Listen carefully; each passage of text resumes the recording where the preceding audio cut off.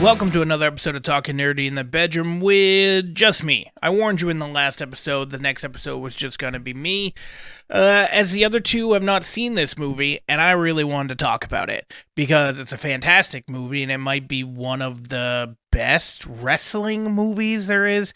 Now, there's quite a few wrestling movies out there. The first one that comes to my head is a terrible movie, but an amazing movie at the same time, which is Ready to Rumble.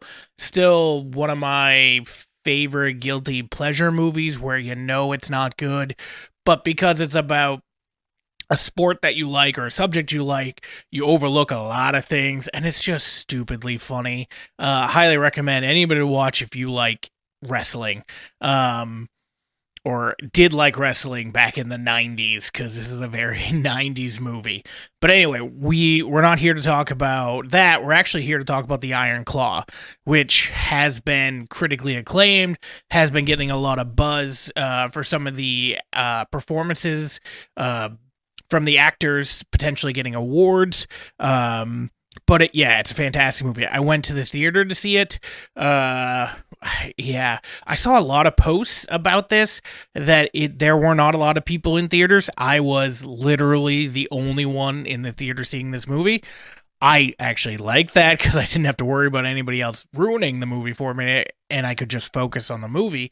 But for how good this movie is, there definitely should have been more people in there. I know wrestling is one of those things, even though it's very hot right now, it's not in the zeitgeist of the world, compared to like it was in the 90s, where every channel, every person, everywhere was talking about it or had a t-shirt, and it was just so big and popular. And right now, like, WWE is doing great business and making a ton of money, and people are watching.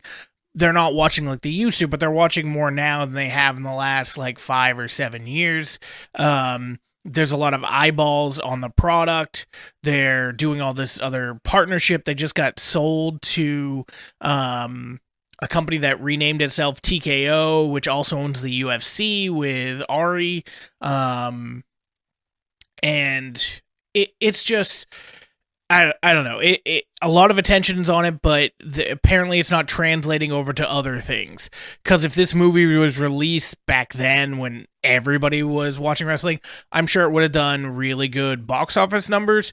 But let's ignore all the box office stuff and just focus on the actual movie itself, which is about the Von Erich family, a wrestling family, which is like a small town indie promotion that tried to make itself bigger, and they made themselves one of the biggest names out there, and a father who always wanted his shot in the big leagues but never was able to get it, wanting his boys to follow in his footsteps and putting the pressure on them to do that, to be real men, and this is how you go about it, and the relationship between all the brothers, where even though it's such a dramatic fucking movie, and not in a overly way. I mean, it is overly, but it's not trying to force it down your throat, especially because it's based on a true story, and most of the stuff here, even though it happened in a different time, like they had to shorten some stuff because it's a movie, but a lot of this stuff did happen. Almost every brother died except one. There's actually a brother that they didn't include in the movie because he also tragically died, and they felt that was too much because they kill off all the other brothers. There are a lot of suicides, just because of the pressure people put on themselves to perform, to be great, to live up to an expectation of your family, to not show weakness, to succeed when you're told either that you can't or you shouldn't, or fail when you're told you should succeed. It's also got a star-studded cast, from Zac Efron to Jeremy Allen White, who you should know from either Shameless or The Bear. Technically, MJF is in it, but he's in it for like 4 seconds, so I don't really count him. He's a wrestler from AEW. The father, Oh God, what do I know him from? I think his name is Holt, his real name. Um, but I'm trying to think of other things that he's been in. A Mindhunter is the thing that I was thinking of. Loved him in that. It was only 2 seasons long. He was in Fight Club. That's right. But anyway, yeah, star-studded cast, and they all kill it. Nobody is bad in this movie, and it just tells the story of this family, mostly from Zac Efron's character's perspective, as he's the only brother that lives through it all. He is just, you see that he always wanted to be the wrestler in the family, following after his dad, rising up the ranks. His brother was going to be in the Olympics. That fell short, so then he started wrestling, kind of because he was able to talk on the microphone and because of his in-ring ability, like jumped over his brother in his dad's eyes, and then ended up winning a title and then got into a car crash later on, had his foot amputated, got like a prosthetic and was able to still wrestle on it eventually. But like all that became just too much and too, the pressure, the drugs, the everything else. And then he killed himself. You have the other brother that had medical issues that eventually killed himself. The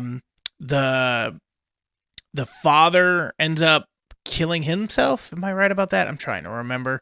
If his dad kills himself too. Oh,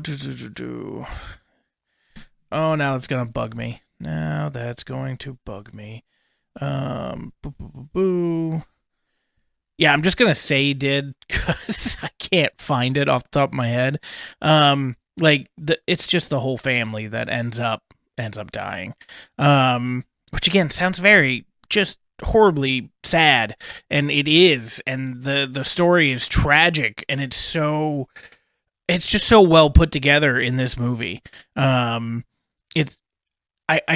can't believe that this story is true. I can't believe that they were able to put it in a story that actually made me care.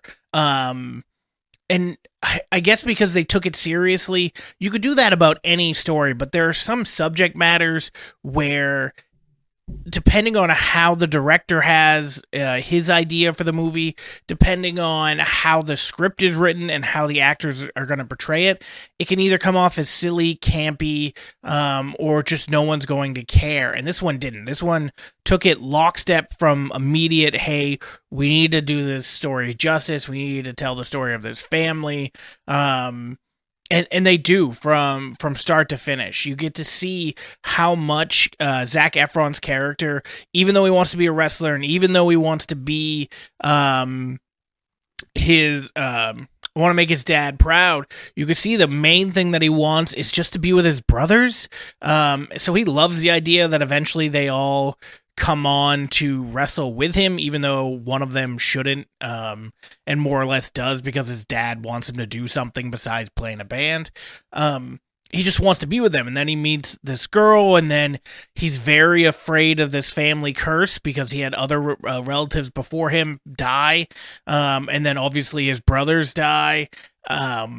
So he just wants like nothing to do with his family, and then he eventually says, fuck it, I need to be like a family man, I want to be a better dad than my dad, and like focuses on that part away from the curse aspect of it. And oh God, it's very hard to explain to like non-wrestling fans how good this movie is when it's about wrestling, and you might hear wrestling and instantly be like, nope, don't give a shit. But if we can all go watch movies about superheroes, we can watch movies about blue people that commune with animals and also have sex with each other by tying their hair to things, I think we can give like a dramatic movie a chance. there are so many reviews and so many like TikToks that I've seen online of people talking about how emotional and power or overpowering this movie is, to the point where they're crying in theaters. I never got to the crying stage, but I was just like, holy shit. I already knew this story of the Von Erichs, but I didn't know how deep it ran. They both, Jeremy Allen and Zac Efron, give performances where you truly care about what they're going through, and the empathy that you can feel for them as they're acting as these characters that really existed is not something I felt in too many movies. Like, it is just a strong performance. And usually, to me, like, Zac Efron is a fine actor, but he's not a great actor in my mind. Like, he's a comedic, somewhat action-y actor. He's never put up a performance in my eyes, again, this is just my eyes, where I'm like, God damn, that's some good fucking acting. And this is one of them. Jeremy Allen White was such a great character in Shameless as Lip, where you could see the funny sides, the crazy sides, the rebellious side, but then as the seasons went on, the very serious acting side of him.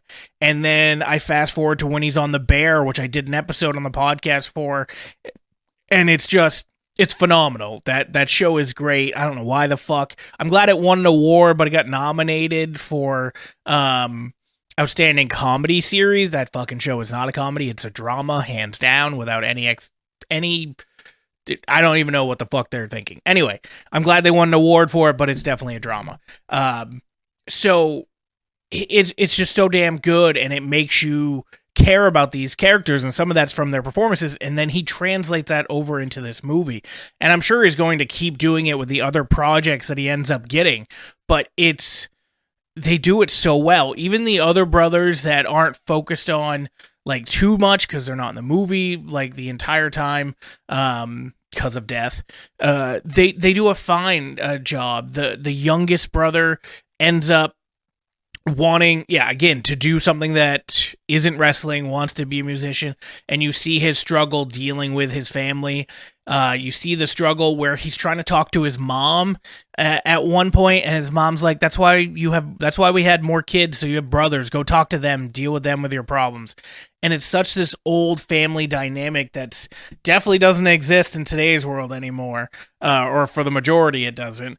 And seeing the struggle all these characters went through with their own internal demons of living up to your dad, existing in life, not knowing your place, trying to find your place, and either failing or not being good enough, even though you think you are, while trying to live up to not only the expectations you put on yourself, but also the image that everybody else has of you. Because if you're on the outside looking in at this family, especially in that time, they're on top of the world. They have a great wrestling promotion that's doing really well in their territory. They're traveling around. Some of the brothers are traveling around to these other territories, getting exposure. I'm sure there's some money, some drugs, some women, and by some I probably mean a lot. So you lead like this lavish lifestyle that isn't that lavish when you actually take a step back. And it's something that, even though we pay our athletes a stupid amount of money to play a game or to compete with wrestling or whatever it is, the struggles that they have to deal with, sometimes I truly wonder, like, is the money enough? Not that they should get more money, but it should come with something else, like just an on-call therapist to be with you 24/7 to explain your problems. And this movie really brings that into light, because if any of these people got the help that they needed, which they didn't think that they could ask for, because if they asked their parents more or less told them to suck it up and deal, they probably still be here in some fashion. I don't know. They may have still taken their lives depending on their circumstances, but it's one of those where if you have the help you'd be in a better situation, whether you ended up taking your life or not. You'd be better off being able to talk to somebody. And in this movie, the brothers tried to talk to one another at certain points of their life, but were always internalizing their struggle, always thinking that they had to be the strong one to make sure that their brothers didn't see them struggle, and so they could hopefully help provide for their own family. And yeah, I highly recommend it. It's going to be, they stopped doing physical media. So I was going to say I was going to buy the movie. I don't know if they're still going to be releasing movies, but either way, one way or the other, I'll own the movie because it is that good. I will be giving it a second watch the second that it comes out. Because, yeah, it's just good. I'm going to hopefully talk Mike or Corey into watching it just because it's that good. It's probably not going to happen. They're going to want to watch other things and they have no real interest, but it's damn good. Anybody that's used to be a wrestling fan or had a father or grandfather that was big into wrestling in those times in like the 70s, 80s, and because obviously this is like territory time for wrestling, wasn't one major company like WWE. Like it's a movie that it would probably be good. Or if you just like really good acting, very good drama. Yeah, I don't know. It's highly recommended by me, only me, because I'm the only one here. So yeah, highly recommend it. I can't wait to see if Zac Efron like keeps up these acting chops. And I know that Jeremy Allen White is already got season 3 of The Bear like going to be coming out. So I'll be watching that the second it comes out. But I'll be curious to see what he does in the future. And then the other actors in this too that I'm probably going to keep an eye on just because of their performances in this movie. I'm sure there's probably some... I'd recommend if you're like, I don't know if I'll like it or not, just look up some clips on either YouTube or TikTok and see what I'm talking about, the Iron Claw. But yeah, highly recommend it. All right, so that's going to do it for this second episode, which again is a shorter episode because it's just me, and I wanted to get these two out. I probably could have combined those 2 episodes into one, but screw it, we're just going to do shorter episodes. The next episode will be the one that's already been taped and already all set up, which is like a 3-hour wrestling EFED podcast with myself, Dennis, who was the former owner of GWF, and Dave, who wasn't able to make it either of the other times that we did the podcast, so we finally were able to wrangle him in. We have a plan to do another one of these after WrestleMania, because I'm actually finally going to WrestleMania Live myself in Philadelphia in April. So like a week or 2 after WrestleMania, we're going to try to get together with Dennis, Dave, and everybody else that wasn't able to make it this past time and actually talk about WrestleMania and with my experiences of being there live and what we liked and didn't like. So yeah, that's going to be the plan for then. And then for the next X amount of time, I don't know, we're going to be running this D&D campaign with Roger with the video set up, as long as I can get it to work, in the rearranged studio. So yeah, we've got a bunch of things happening. I hope you're listening. Go watch Iron Claw. And yeah, that'll do it for this episode.